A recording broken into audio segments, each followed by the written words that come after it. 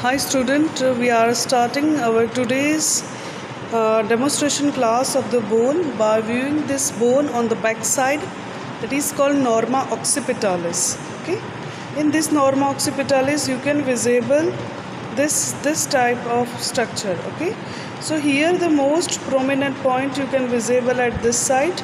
So this most proximal point is called as a external occipital protuberance. Okay, then from here there is one fade line is arise. This is called highest knuckle line.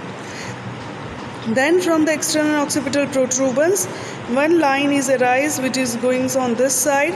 So this is called superior knuckle line, and this line is called as the inferior knuckle line. Okay, then this structure is called foramen magnum. So this is the superior knuckle line, this is the inferior knuckle line. Okay, and this is called external occipital crest, and this highest point of this external occipital protuberance, that is called inion. Highest point of external occipital protuberance is called as the inion. Okay, then here you can find this suture. This suture is called as a lambdoid suture. Again, this is a lambdoid suture. Then here you can find this part is the part of temporal bone. This is a mastoid process, and this suture between this occipital bone and mastoid bone, and this suture is called as a occipitomastoid suture, and this suture is between the parietal bone and mastoid parietal bone and the occipital bone is called as a occipitoparietal suture. This is occipitoparietal suture, this is called occipitomastoid suture, and this small bone is called as the interparietal bone.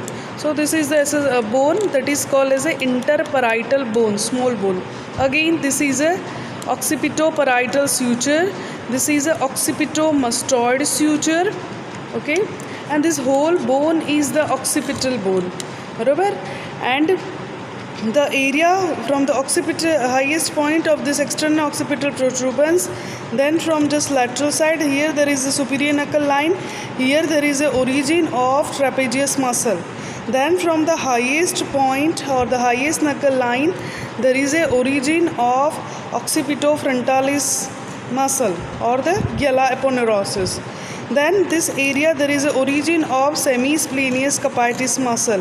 So area between the superior and inferior knuckle line, here there is a origin of, here there is a attachment of semisplenius capitis muscle. Then from here and here there is a attachment of rectus capitis posterior minor and rectus capitis posterior major. So these are the small muscle which are the attached at this side. Okay, so this is all about the occipital bone and the view what you can visible on this norma occipitalis.